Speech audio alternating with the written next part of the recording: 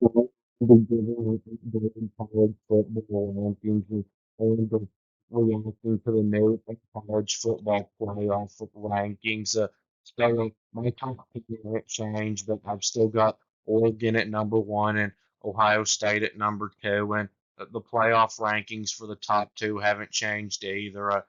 They've got Oregon at one and Ohio State at two.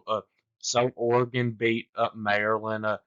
In a blowout last week, 39 to 18, which you would expect them to do because Maryland is a horrible team. But they did it without their best wide receiver, Tez Johnson. And Ohio State beat Purdue 45 to nothing, who was another horrible team. So they did what you would expect them to do. So no reason to move Oregon or Ohio State to a different spot. And Indiana, I've got at number three, and the college football playoff rankings have Texas at three. So Indiana beat Michigan at 20 to 15 last week, and before the season began, it would have seemed surprising for Indiana to beat Michigan at all. But at this point, now that Michigan has shown that they're not any good at all, and Indiana's shown that they're really good. It's surprising that Indiana didn't beat Michigan by more than that. Now Indiana in their next game will get to prove that they should maybe even be ranked number one but when they play Ohio State. And I've got BYU at number four. The college football playoff rankings have Penn State at number four. So BYU barely got the win last week over Utah at 22 to 21, and I know that's a rivalry game. And before the season began, like with Indiana and Michigan, it would have been surprising for BYU to beat Utah at all.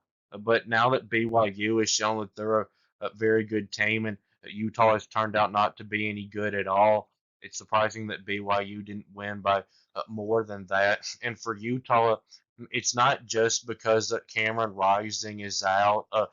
The play at the line of scrimmage doesn't seem to be near as good this year as it has been in the past. And Tennessee, I've got it number five. Indiana is number five in the playoff rankings. I've got Tennessee at the highest of all the SEC teams because they have a win over Alabama, who I've got at number six. Tennessee beat Mississippi State, who's the worst team in the SEC last week at 33 to 14. That was okay, but you would have expected for them to win by even more than that. And I've got Alabama ahead of Ole Miss, who I've got at number seven, because even though both Alabama and Ole Miss have a win over Georgia, who I've got at number eight, Alabama also has a blowout win over LSU, who Ole Miss lost to. And Georgia, I still have ahead of Texas, who I've got at number nine. Because even though Georgia has two losses and Texas only has one loss, Georgia's losses were to Alabama and Ole Miss, teams that Texas hasn't played. And Texas's one loss did come to Georgia. And if you look at who Texas has played in the Power Five, they beat Michigan, who is terrible. They beat Oklahoma, who is terrible. They beat Mississippi State, who is terrible. They beat Vanderbilt, who's about average, and they beat Florida, who's terrible. So the best win they have so far is against Vanderbilt. And number 10, I've got Notre Dame. No real reason to move them up or down because they did what you would expect them to do. They beat a horrible Florida State team at 52 to 3 that has a non-existent offense.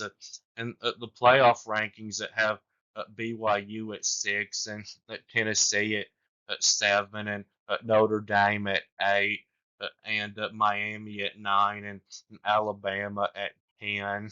So at number 11, I've got Penn State.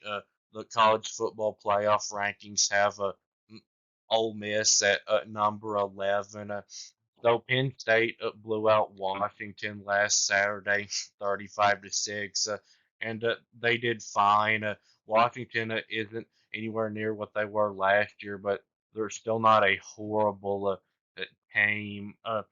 And I've got Penn State ahead of Miami, who I've got at number 12, because Penn State actually does have a very good defense, and Miami doesn't. Their defense has been really bad this season, and to contend for a national championship, you have to have a good defense. Now, I know Penn State is not an actual national title contender, but I do think that they're a little bit better of a team than Miami is. Miami lost to Georgia Tech last week, which was not a very good loss. And I've got SMU at 13. They didn't play last week, and Texas A&M, who I've got at 14, didn't play last week either. And the playoff rankings have Georgia at 12, and Boise State at 13, and SMU at 14. And then I've got Kansas State at 15. They didn't play last week either. The playoff rankings have Texas A&M at 15. So Kansas State's two losses that don't look very good, because one of them being to Houston, even though it was a close loss, Houston is not a very good team this year. And the BYU loss, even though BYU has turned out to be a very good team, it was a blowout loss by nearly 30 points, and those losses never look good, no matter how good the team that beat you is. And 16, I've got Boise State. Kansas State is 16 in the college football playoff rankings. Boise State is probably going to be the group of five team that makes the college football playoff this season. Ashton Jeanty, the running back, now has over 1,700 rushing yards and 23 rushing touchdowns.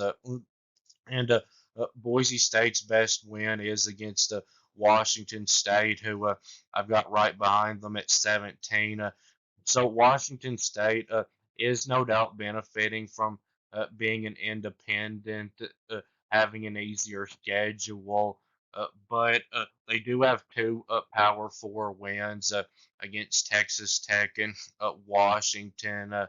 And their loss, though, to Boise State was a blowout loss, 45 to 24. And number 18, I've got Missouri. So if Missouri goes 10-2, even though they're an SEC team, they're the one SEC team that I don't think should make the 12-team playoff, because they just do not look very good, and their schedule is not very tough. It's the easiest in the SEC. Now, I actually don't think Missouri is going to go 10-2. I think they're going to lose to South Carolina, but Missouri didn't look very good last week. I watched the last several minutes of their game against Oklahoma, and they were lucky to win that game 30-23. And Oklahoma, has one of the worst offenses and quarterbacks in the country this year. And at number 19, I've got LSU. I've got them ahead of South Carolina, who I've got at 20, because they do have the win over South Carolina, even though South Carolina now is looking like a better team than LSU, and probably should have actually beat LSU. South Carolina beat Texas A&M badly, who beat LSU by two scores. And LSU got blown out by Alabama, who South Carolina nearly beat. And 21, I've got Louisville. They didn't play this past week. I've got them ahead of Clemson, who I've got at 22 because of their win over Clemson. So Clemson beat Virginia Tech last week, 24-14, and that was okay, but it wasn't real impressive because Virginia Tech has underperformed by a lot this year for all they had coming back, in my opinion. And number 23, I've got Colorado. So they beat Texas Tech last week, 31-20. It looks like Colorado might have a chance to go to the Big 12 championship, with the rest of their games being against Utah, Kansas, and Oklahoma State, who are all teams that have been big disappointments this season. Now, Kansas did just beat Iowa State 45-36, who I've got ranked right behind Colorado at 24. So I'm not saying that Colorado couldn't lose at one or two of those last three games. In the playoff rankings, have Colorado at 17 and Washington State at 18 and Louisville at 19 and Clemson at 20 and South Carolina at 21 and LSU at 22 and Missouri at 23 and Army at 24 and Army at like I said last week, I don't have them ranked because they're a group of five team that hasn't played anybody any good so far, and the same goes with who the college football playoff rankings have at 25. Tulane, they're a group of five team that hasn't beaten anybody uh, very good so far. I know they've played a few Power Four teams, but they lost to both of them. And I've got Arizona State at 25. Because even though they haven't gotten a big win yet, they are 7-2, and they're much better than I thought they would be this season, and they will get a few opportunities to get a better win when they play at Kansas State and BYU. But that will be it with this video, and please subscribe and thanks for watching, and I'll be back soon.